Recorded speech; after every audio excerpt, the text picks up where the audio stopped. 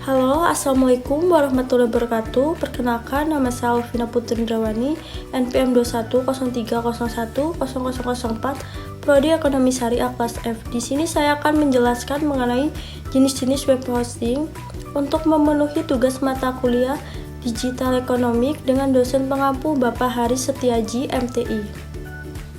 Yang pertama, share hosting. Share hosting adalah layanan hosting di mana beberapa pengguna berbagi satu akun hosting pada server yang sama menggunakan sumber daya seperti bandwidth, memori, dan daya komputasi secara bersama-sama. Nah, dalam hal ini cocok untuk pemula atau pemilik usaha kecil karena harganya yang terjangkau, yang dimana pengguna hanya perlu mengelola situs web mereka sendiri, sedangkan penyedia hosting bertanggung jawab atas pemeliharaan dan keamanan server. Adapun kelebihan dari penggunaan share hosting yaitu harga terjangkau. Kenapa share hosting sangat terjangkau? Karena beberapa pengguna menggunakan sumber daya yang sama sehingga cocok untuk pemula dan bisa mengurangi risiko kerugian. Selanjutnya, mudah digunakan.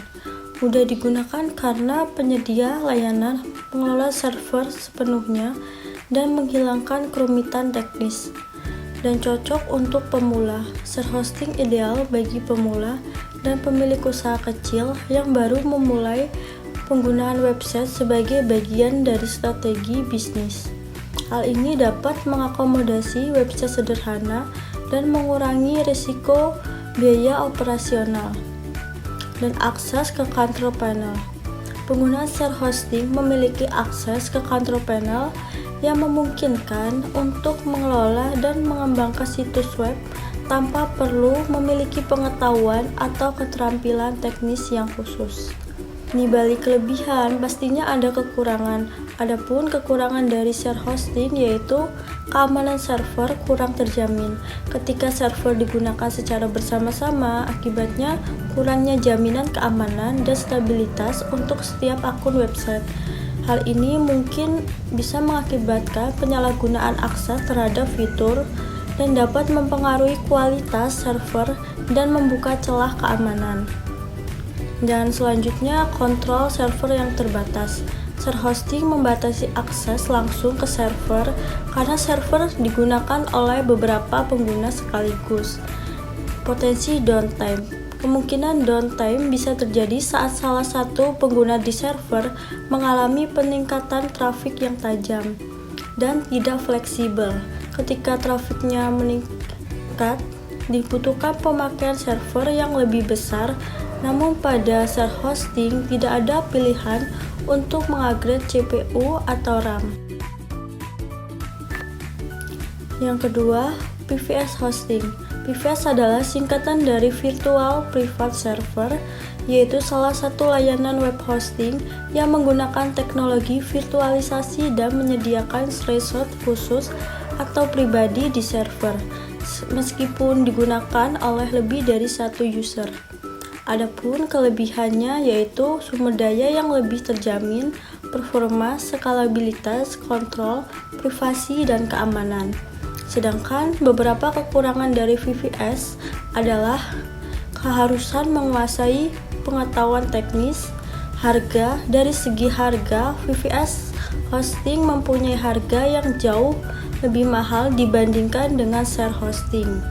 Yang ketiga, cloud hosting. Cloud hosting adalah jenis layanan web hosting yang menggunakan sumber daya dari beberapa server untuk menjalankan website sehingga beban server dapat lebih seimbang, kinerja dapat lebih cepat, dan jam kerja server dapat lebih stabil.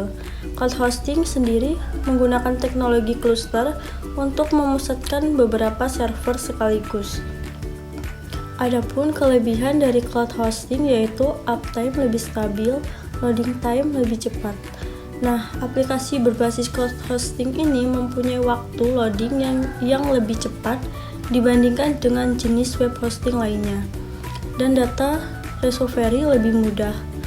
Sebagian besar penyedia cloud hosting melindungi data pengguna dengan melakukan storing dan backup di lokasi yang berbeda. Adapun kekurangan dari cloud hosting yaitu lebih rentan terkena cyber attack, kecepatan server bergantung pada kecepatan internet, pakai cloud bisa menjadi lebih mahal. Yang keempat, WordPress hosting. WordPress hosting adalah open source content management system (CMS) yang merupakan tools populer untuk seseorang yang ingin membangun website dan blog.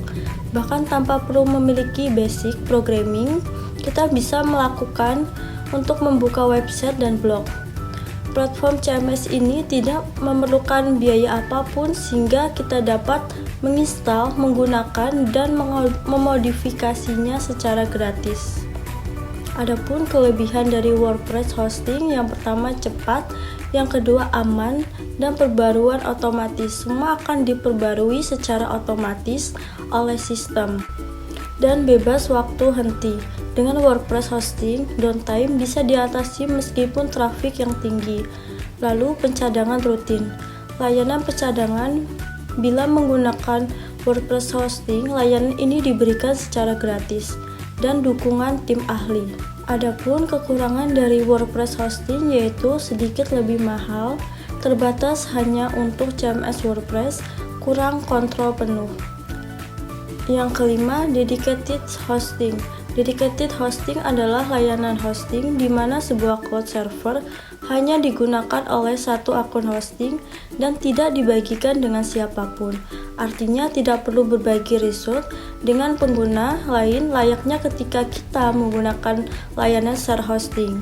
Adapun kelebihan dari dedicated hosting yaitu memiliki akses penuh yaitu tidak terbagi, aman, memiliki alamat IP sendiri, bisa cek via remote, yang dimana tidak perlu datang dan mengecek secara langsung pada fisik server, cukup awasi saja secara remote. Adapun kekurangan dari dedicated server itu, yang pertama harga premium.